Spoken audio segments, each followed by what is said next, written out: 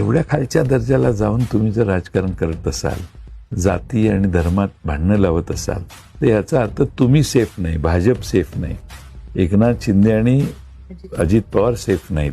आणि safety factor वाढवायला आता एक आहे तो सेफ आहे. महाराष्ट्राने हे ओळखलेलं आहे.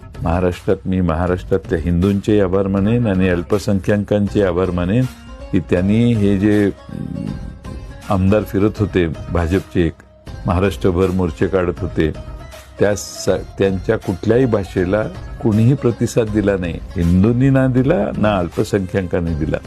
त्यामुळे मी हिंदूंचे आभार मानेन, अल्पसंख्याकांचे आभार मानेन की अशा निवडणुका समोर आल्यावर हिंदू खतरे में दाखवून मतं मिळवण्याचा जो प्रयत्न आहे तो पूर्ण लोकसभेत संपला आणि विधानसभेत देखील पूर्ण याचा पराभव होईल या कल्पनेचा.